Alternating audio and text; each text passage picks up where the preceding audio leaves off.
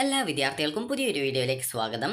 ഈ വർഷത്തെ SSLC പരീക്ഷ നടന്നുകൊണ്ടിരിക്കുകയാണ്. അപ്പോൾ വിദ്യാർത്ഥികൾക്ക് ഇനിയുള്ള പരീക്ഷ എന്ന് പറയുന്നത് രസതന്ത്രമാണ്, അതായത് കെമിസ്ട്രി പരീക്ഷയാണ്. അപ്പോൾ ഈ ഒരു പരീക്ഷ നടക്കുന്നത് നാളെയാണ്. നാളെ എന്ന് പറയുമ്പോൾ മാർച്ച് 24-ാം തീയതി തിങ്കളാഴ്ചയാണ്. തിങ്കളാഴ്ച രാവിലെ 9:30 മുതൽ 11:15 വരെയാണ് വിദ്യാർത്ഥികൾക്ക് രസതന്ത്രം പരീക്ഷയുള്ളത്, അതായത് കെമിസ്ട്രി പരീക്ഷയുള്ളത്. അപ്പോൾ വിദ്യാർത്ഥികൾ രാവിലെ 9 മണിക്ക് തന്നെ സ്കൂളുകളിൽ എത്താനായിട്ട് ശ്രദ്ധിക്കുക. നിങ്ങൾക്ക് 9:30 മുതൽ 11:15 വരെയാണ് പരീക്ഷയുള്ളത്. 9 മണിക്ക് തന്നെ സ്കൂളിൽ എത്തണമെന്ന് പറയാൻ കാരണം വിദ്യാർത്ഥികൾക്ക് ചില സമയത്ത് ബസ് കിട്ടാതെയൊക്കെ വരുന്ന സാഹചര്യത്തിൽ വിദ്യാർത്ഥികൾ സ്കൂളിൽ എത്താനായിട്ട് ലേറ്റ് ആവാനുള്ള സാധ്യതയുണ്ട്. അപ്പോൾ അങ്ങനെ ഇരിക്കുക, അതായത് അങ്ങനെ എന്തെങ്കിലും ഉണ്ടെങ്കിൽ നിങ്ങൾക്ക് പിന്നീട് ആ ഒരു ടെൻഷൻ കാരണം, അതായത് സ്കൂളിൽ എത്താൻ ലേറ്റ് ആകുമോ എന്നുള്ള ഒരു ടെൻഷൻ കാരണം ചിലപ്പോൾ പഠിച്ചതൊക്കെ നിങ്ങൾക്ക് മറന്നു പോകാനുള്ള സാധ്യതയുണ്ട്. അപ്പോൾ അതുകൊണ്ടാണ് വിദ്യാർത്ഥികൾ നേരത്തെ തന്നെ സ്കൂളുകളിൽ എത്തണം എന്ന് പറയുന്നത്. സ്കൂളിൽ എത്തിയ ശേഷം നിങ്ങൾ ഏതെങ്കിലും പഠിച്ച ഭാഗങ്ങൾ നിങ്ങൾ മറന്നു പോയിട്ടായിട്ട് തോന്നുന്നുണ്ടെങ്കിൽ ജസ്റ്റ് ഒന്ന് നിങ്ങളുടെ ടെക്സ്റ്റ് ബുക്ക് എടുത്തിട്ട് നോക്കിയിട്ട് നിങ്ങൾക്ക് വീണ്ടും അതൊന്ന് റിവിഷൻ ചെയ്യാവുന്നതാണ്.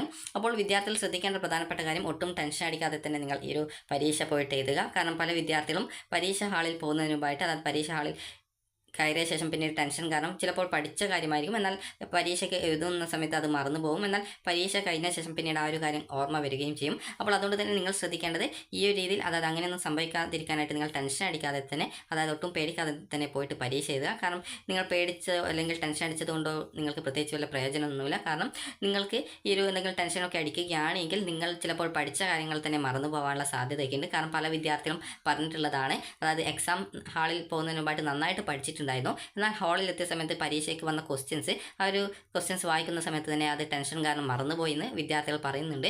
അപ്പോൾ അതുകൊണ്ട് തന്നെ വിദ്യാർത്ഥികൾ ശ്രദ്ധിക്കേണ്ടത്, ഒട്ടും ടെൻഷനൊന്നും അടിക്കേണ്ടതില്ല.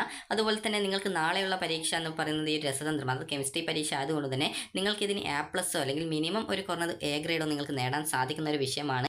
അപ്പോൾ വിദ്യാർത്ഥികൾക്ക് ഒരു കുറഞ്ഞത് ഒരു A ഗ്രേഡെങ്കിലും നിങ്ങൾക്ക് നേടാൻ സാധിക്കുന്ന ഒരു വിഷയമാണ് കെമിസ്ട്രി എന്ന് പറയുന്നത്. കെമിസ്ട്രിയിൽ നിങ്ങൾക്ക് സിമ്പിളായിട്ട് തന്നെ, അതായത് അതിൻ്റെ ആ ഒരു സമവാക്യം, അതുപോലെ തന്നെ ഓരോ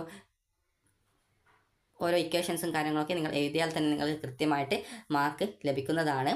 അതുപോലെ തന്നെ വിദ്യാർത്ഥികൾ ശ്രദ്ധിക്കേണ്ട പ്രധാനപ്പെട്ട കാര്യം എന്ന് പറയുന്നത്, നിങ്ങൾക്ക് അറിയാവുന്ന എല്ലാ ക്വസ്റ്റ്യൻസും ആദ്യം അറ്റൻഡ് ചെയ്ത് കൃത്യമായിട്ട് എഴുതുക.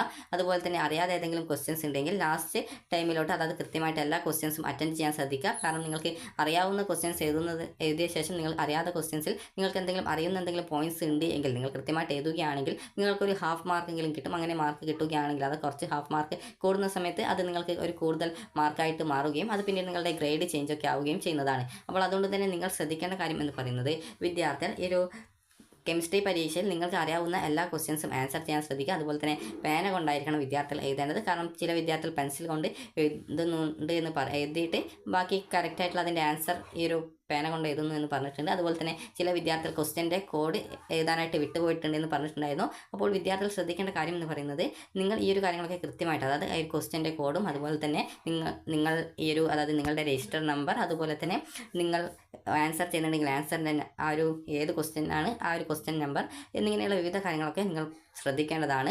അപ്പോൾ വിദ്യാർത്ഥികൾ കൃത്യമായിട്ട്, അതായത് നന്നായിട്ട് പരീക്ഷ എഴുതുക, ഒട്ടും ടെൻഷൻ അടിക്കേണ്ട ആവശ്യമില്ല.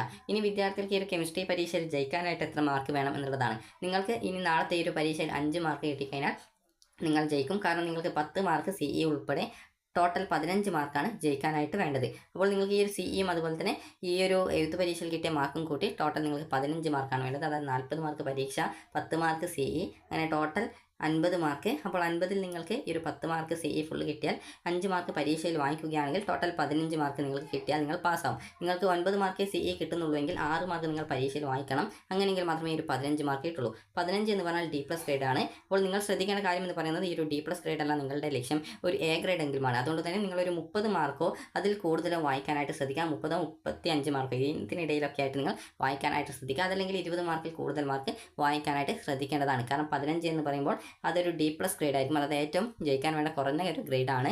അപ്പോൾ നിങ്ങളെക്കൊണ്ട് പറ്റുന്ന രീതിയിൽ മാക്സിമം നന്നായിട്ട് പഠിച്ച് പരീക്ഷ എഴുതുക. അതുപോലെ തന്നെ ഈ ഒരു 5 മാർക്ക് മാത്രം ലക്ഷ്യം വെച്ച് പഠിക്കരുത്. നിങ്ങളെക്കൊണ്ട് പറ്റുന്ന രീതിയിൽ കൃത്യമായിട്ട് അറിയാവുന്ന എല്ലാ ക്വസ്റ്റ്യൻസും അറ്റൻഡ് ചെയ്യുകയും അതുപോലെ തന്നെ അറിയാതെ ഏതെങ്കിലും ക്വസ്റ്റ്യൻസ് ഉണ്ടെങ്കിൽ ഏറ്റവും അവസാനം നിങ്ങൾ കൃത്യമായിട്ട് അതിനെന്തെങ്കിലും അറിയാമെങ്കിൽ അത് നിങ്ങൾ എഴുതി വയ്ക്കുകയും ചെയ്യേണ്ടതാണ്. അപ്പോൾ വിദ്യാർത്ഥികൾ ശ്രദ്ധിക്കേണ്ട കാര്യം എന്ന് പറയുന്നത്, ഒട്ടും ടെൻഷൻ അടിക്കാതെ നന്നായിട്ട് പഠിക്കുക. ഇന്ന് നിങ്ങൾ നന്നായിട്ട് പഠിക്കുകയാണെങ്കിൽ നിങ്ങൾക്ക് നാളത്തെ, അതായത് തിങ്കളാഴ്ചത്തെ പരീക്ഷയ്ക്ക് നിങ്ങൾക്ക് നല്ല മാർക്ക് വാങ്ങിക്കാനായിട്ട് സാധിക്കുന്നതാണ്. അപ്പോൾ അതുകൊണ്ട് തന്നെ വിദ്യാർത്ഥികൾ നന്നായിട്ട് പഠിക്കുക. അപ്പോൾ വിദ്യാർത്ഥികൾക്ക് ഈ ഒരു വീഡിയോ ഉപകാരപ്രദമായിട്ടുണ്ടെങ്കിൽ ലൈക്ക് ചെയ്യുക, ഷെയർ ചെയ്യുക. Thank you for watching.